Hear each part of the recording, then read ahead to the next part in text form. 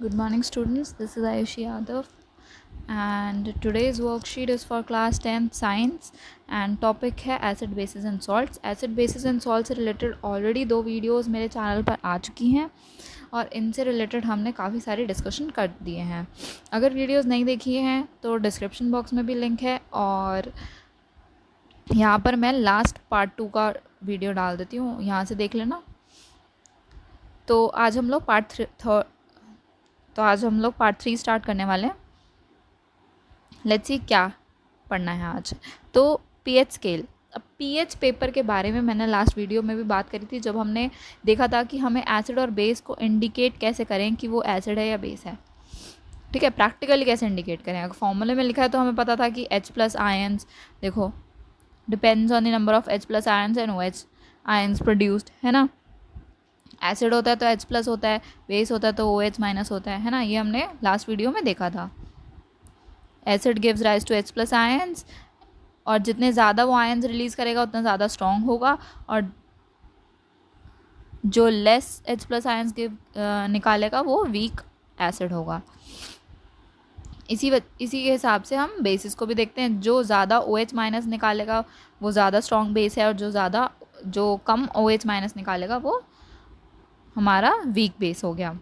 अच्छा, second point हमने उस टाइम ये देखा था कि पीएच पेपर जो होता है वो अपना कलर चेंज कर लेता है. रेड और ब्लू में हमने देखा था उस दिन.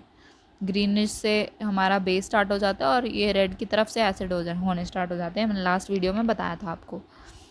तो ये एक पीएच पेपर का इंडिकेटर वाला वो देगी, रेंज दे दी है कि कौन सा कलर अगर पीएच पे आएगा तो वो कितना स्ट्रॉन्ग है. हम उस हिसाब से देखते हैं. तो हमने हाइड्रोजन आयन को मेजर करने के लिए एक पीएच स्केल बनाया है, डेवलप किया है. PH stands for the power of H plus और पोटेंशियल ऑफ H प्लस.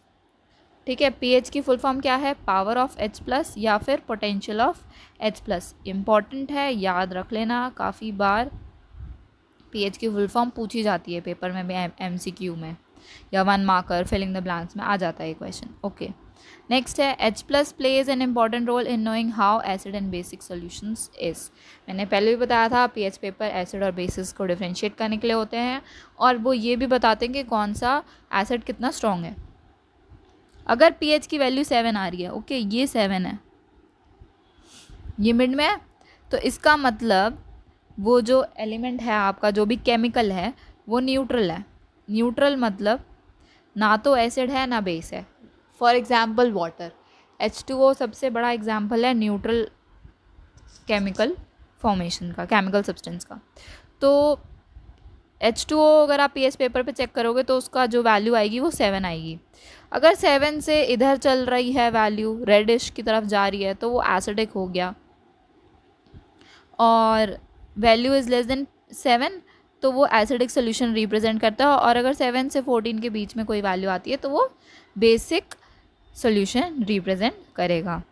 और जितना ज़्यादा वैल्यू होगी उतना ज़्यादा वो बेसिक होगा. जितनी कम वैल्यू होगी, 7 से कम मतलब जितनी भी कम, अगर 0 1 2 3 है तो वो उतना ज़्यादा एसिडिक होगा. ओके, अब इम्पॉर्टेंस क्या है पीएच वैल्यू की हमारी एवरीडे लाइफ में? वो तो केमिकल अगर हमें पहचानना है तो हम बात कर रहे हैं. हम लोग रोज़मर्रा में कैसा यूज़ करेंगे पीएच वैल्यू का, पीएच पेपर का? तो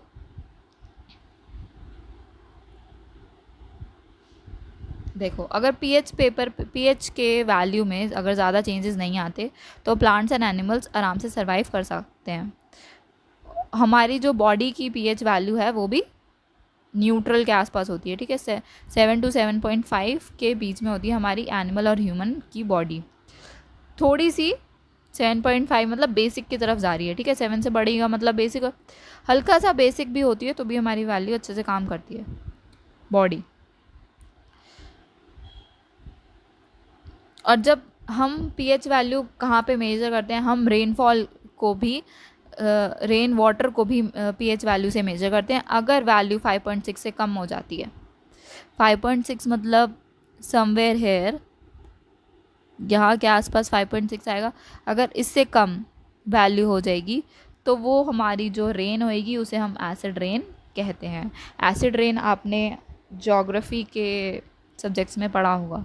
तो एसिड रेन पता तो होता है कि एसिड रेन हो रहा है, लेकिन कैसे मेजर करा जाता है, पीएच वैल्यू उसकी देखी जाती है। और जब ये एसिड रेन हमारा वाटर बॉडीज़ में फ़्लो करता है, रिवर और लेक्स में जाता है, तो वो उन वाटर बॉडीज़ का भी पीएच वैल्यू जो है वो ड्रॉप कर देता है, उनका पीएच वैल्यू जो है वो डिक्रीज़ कर देता है, जिसकी वजह से क्या होता है, एक्वेटिक एनिमल्स को लॉस होता है, फिशेस को प्रॉब्लम होती है, जो एक्वेटिक लाइफ है उसके अंदर जो एक्वेटिक प्लांट्स हैं उनको प्रॉब्लम होती है रहने में। हमने अभी देखा एनिमल और ह्यूमंस कितने पीएच वैल्यू तक रहते हैं, 7 और 7.5 तक। और अगर वैल्यू 5.6 की एसिड रेन में गिर रही है तो उनका पीएच वैल्यू 7 से नीचे हो जाएगा, 7 से गिर जाएगा। तो 7 से गिर जाएगा तो एक्वेटिक एनिमल्स को प्रॉब्लम होगी, ऑफ कोर्स होगी।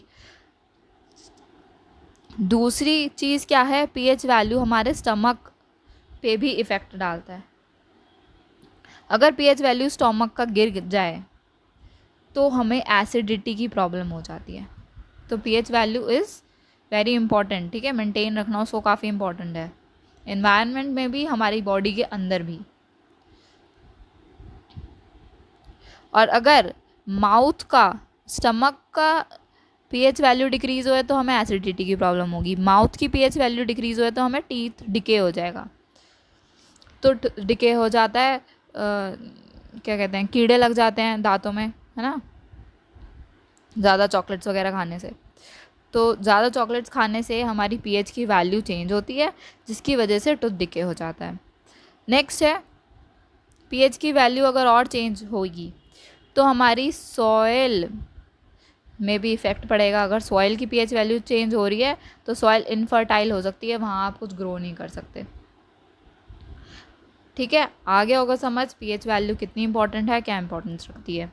अब क्वेश्चन कर लेते हैं। अगर हमारे पास दो सोल्यूशन है ए और बी, अगर ए का पीएच वैल्यू 6 आ रहा है और बी की पीएच वैल्यू 8 आ रही है, तो बताओ कि किसके पास higher concentration of hydrogen ion है। ऑफ कोर्स ए के पास है, ए क्योंकि एसिडिक हो जाएगा, और अगर एसिडिक है तो H+ आयन रिलीज़ करेगा, है ना। तो हायर हाइड्रोजन आयन एसिड वाला रिलीज़ करता है।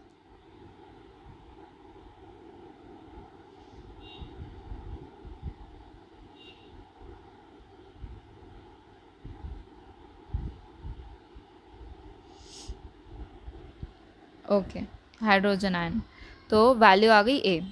नेक्स्ट है, इन दी अबव इक्वेशन, ऊपर वाले क्वेश्चन में अगर जो हमें दो सॉल्यूशन दिए हुए ए और बी, तो हमें बताना है कौन सा एसिडिक है कौन सा बेसिक है। ऑफ कोर्स ए की वैल्यू 6 है तो ये क्या हो जाएगा, एसिडिक हो जाएगा। बी की वैल्यू 8 है तो ये क्या हो जाएगा, बेसिक हो जाएगा। 7 से अपर वैल्यूज़, 7 से बड़ी वैल्यूज़ क्या होती हैं, बेसिक होती हैं। 7 से छोटी वैल्यू क्या होती है, एसिडिक होती है।